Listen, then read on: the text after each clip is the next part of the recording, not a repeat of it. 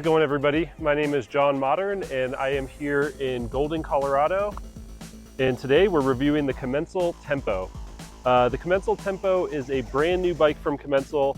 It's actually on a new platform. They've moved over from a single pivot to a virtual pivot design. Yeah, so here to just kind of chat through the bike. So high level overview, you know, for geometry, I think that they were pretty conservative with this bike. It's not crazy. You've got a 65.5 degree head tube angle, 76.6 degree seat tube angle, and actually kind of a conservative 490 mil reach, which is ideal for me. This is the Öhlins build. So this comes with a GX Eagle 1x12 Eagle drivetrain and Öhlins suspension. It's been a while since I've been on this brand. I actually used to have it on a Specialized Enduro probably back in like 2017, 2018 or something like that. And I did not like the way it performed. They've come quite a long way since then.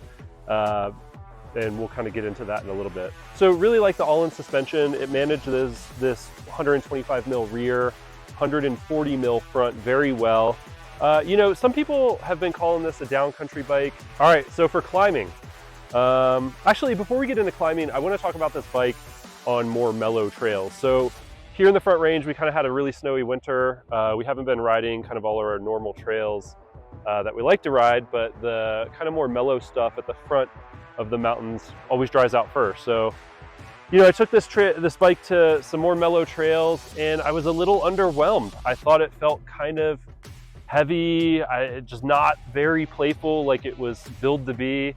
And just, I don't know, it just wasn't wowing me. I've ridden other bikes on mellower trails that were more fun. Now, when the bigger trails opened up, like White Ranch, which is behind me, that's when this thing really, you know, came to life for me. I would say that, you know, it needs to be ridden aggressively. I don't think it's a great bike for just kind of meandering about. There are better bikes for that. But that's funny because a trail bike with this little travel you think would be fun almost anywhere and maybe get overwhelmed somewhere like this, but it's totally the opposite. So here at White Ranch, we'll talk about climbing real quick. It's a very firm, supportive feel in the suspension. It's not wallowy. You're not sitting deep into the travel. You're pretty much high on that travel. Not a bike that you really feel inside of, but almost in a good way. That keeps it very agile and lively. And we'll talk about that on the descent.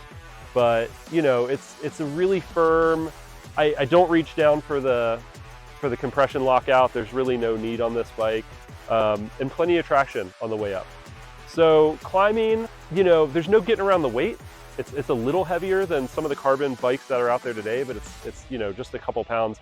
I'm a 190-pound rider, so I try not to complain about weight too much because 2 or 3 extra pounds on the bike, you know, while you can definitely feel it, it's not really a big deal, and I'm not going to use it as too much of an excuse. But if we're splitting hairs and being picky, you know, the bike is a little bit heavier than some of its competitors.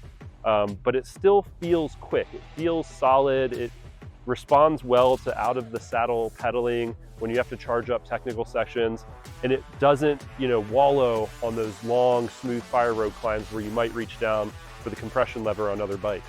So didn't feel like reaching down for that on this bike. Really, really happy with how it climbed. On the other side of that, descending. That's what everybody wants to hear about. Bat out of hell. Fun. It wants to kind of just send off of every little thing, but it likes speed. It's not just some bike that you take to some flat trail and you feel like pedaling your butt off and then sending it, you know. It wants gravity. It wants to be going fast. It wants to be charged hard, which is not something I really expected from a bike like this. You know, I would take this on some longer rides, but it falls into like a weird category of short travel trail bike that wants to be ridden very aggressively. And this is a small segment of bikes that I think are just like some of the most fun. It encourages you to change directions fast. It is somehow stable at high speed, which is something you don't get a lot with a bike that is this toppy. It wants you to jump off everything, hit the little rock, you know, jump on the left of the trail, hit the wall ride. Any little feature you can find, it, you know, really wants you to hit it, all while maintaining kind of insane speeds, which is not something, again, I expected. I got a couple of personal records on this bike on a trail I ride very often. And that's surprising to me. Usually when I come to this trail, I bring my bigger bike, my enduro style bike. It's got some pretty chunky sections. Something this bike encourages you to do is to lift up. You know, that front wheel comes up pretty easily. You can manual this bike pretty easily. And it really encourages you to lift up and get over obstacles, which is, if you can do that at high speed, a lot faster, I think, than just plowing through them. And so that was kind of the surprise with this bike, is watching my times and just kind of feeling how fast it wants to charge. So with that said, you know, what does this bike compare to? Some people want to compare it to the Tallboy, and I'll talk about that. I'm a huge fan of the, Santa Cruz Tallboy. I rode one for a year or so. That bike is also very fun, but it's also fun at low speeds. You don't have to be hard charging down a mountain. Where these two bikes differ is that the Tallboy's 130 mil fork will start to get overwhelmed when you are hard charging technical descents, which is to be expected, right? It's 130 up front, 120 in the rear. You wouldn't expect that style of bike to be able to handle that. This one does. So that's kind of the big difference, is if you want to do mellower trails and still have a lot of fun and kind of jib off of everything, Tallboy is probably a better option. If you want to go on long climbs and rowdy descents at speed in a much different way than your enduro bike handles that, this is the bike. And it is so fun in that regard. I'd say this bike more closely compares to the Specialized Stump Jumper, the non-Evo, the one with those fancy little flex stays right here. I rode that bike as well. That bike is super fun. I probably set most of my climbing PRs on that bike. Super lightweight, probably 5-6 pounds lighter than this bike the way I had it built. And just a lot of fun, really poppy as well, climbed really well. If I was charging at the speeds I was at today, down a trail like this, that bike starts to feel a little bit noodly. It doesn't get overwhelmed the way that the Tallboy does.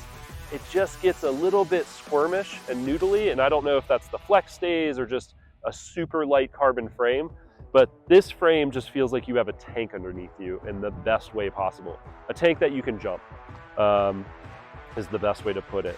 So, I'd say the Stump Jumper is more a trail bike for a buddy who wants to keep up with his XC racing friends, but also be able to kind of ride everywhere and do everything.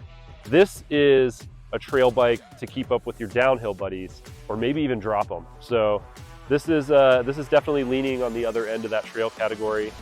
And yeah, this bike is for somebody who's sick of lugging their enduro bike up the hour-long, 2-hour-long climb for the after-work ride. It's for somebody who really just wants to have a ton of fun, charge trails, be a very active and engaged rider, someone who wants to not only pick up and jump off of rocks and go over rock gardens, but somebody who wants to kind of pick that front wheel up and bunny hop before the rock garden and clear it. And it encourages both speed and fun in a very unique way that I don't often find in an enduro bike. You don't often find it in a trail bike or any of these down country bikes, whatever you want to call them. But yeah, it's been a load of fun. I'm excited to get some more miles on it, but so far, I'd say that's who it's for. So I don't think there's any wrong decisions these days. There's so many good bikes, and this one tackles a lot of different riding styles uniquely. So components wise, again, really happy with the all-in suspension, tons of support, manages the travel really well. 200 mil KS Lev dropper, really love that. Love that an XL bike is coming spec with that. Yeah, I'd agree with most people. I don't love that the cables go through the stem. Typically, I'll change out the cockpit with any new bike. I'm very used to a specific cockpit, and I couldn't do that on this bike because of the routing of the cables, and that's kind of a pain. I swapped out the rear tire for a Minion DHR and put a Minion DHF up front. I just felt like I knew this bike was going to be a little bit rowdy, and I didn't want the rear getting too loose. I swapped out the saddle. That's always just a personal preference. And yeah, that's about it. Grips, but otherwise I think the bike is spec'd really well. It's a pretty good value for the money, until you look at something like the YT Izzo, which you can get right now for about $5 grand for the top of the line model, which is just crazy. But compared to some of the bigger brands, pretty good bang for your buck. But I'm not even, value. I don't value the value, so to speak. Like, I value the type of bike this is and the rider that it's after and the type of riding you get done. on this bike. So not really attacking it from a value perspective. I think there are better values out there. Yeah, so anyway, if you have any questions, leave a comment down below. And this is my first bike review. If I completely fumbled it, you can let me know that too.